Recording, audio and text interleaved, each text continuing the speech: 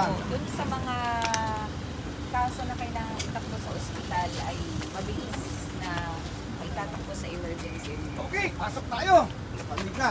So, ayan, yan ang camera. Okay, sige.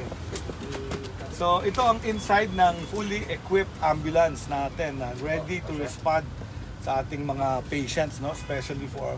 So, ganun din, like yung nakita nyo dun sa kit na dinadala sa site, pag dinala na yung patient dito on the trolley, andito din lahat ng gamit. So, dito yung defibrillator, yung kanina yung automatic na hawak. Ito yung mas malaking defibrillator na nandito.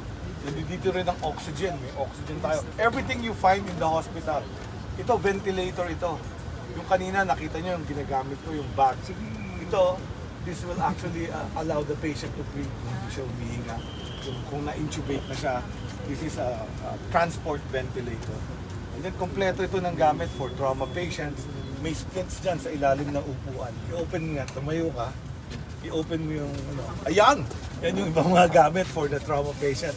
Mga splits, neck collar, and everything are actually put there. Ito naman yung suction device para sa airway. Department of Health dito sa South Luzon Expressway. At nandito po, dalawang medical team, dalawang ambulansya, at we will set up a second tent dito for patients na nangangailangan ng emergency medical service, lalo na dito sa panahon ng undas na ayan, nagtatraffic na, madami ng mga sasakyan dumadaan dito.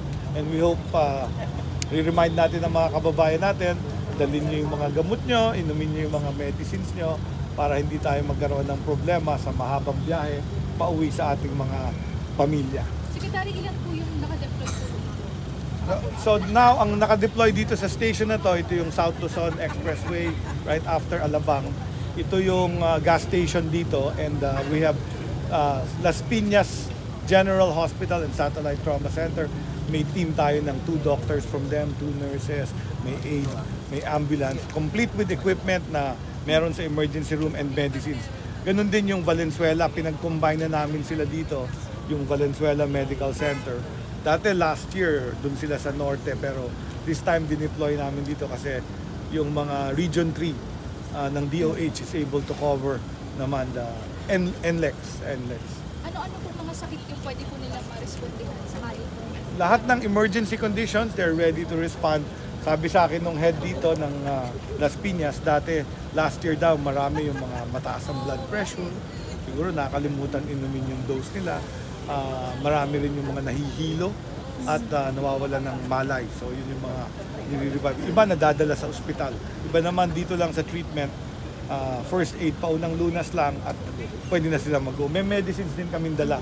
So in case nakalimutan yung medicines, pwede pa inumin sila ng second common yung medicines. Maximum capacity na ito, ano?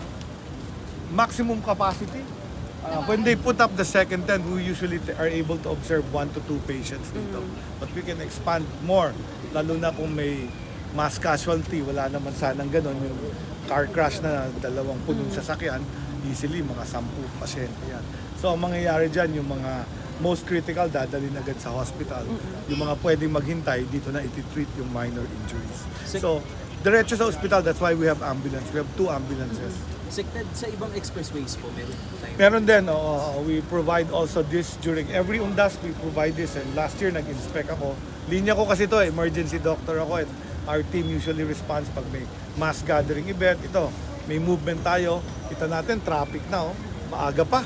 Wala pa alas 8, dami na bumabiyahe pa south.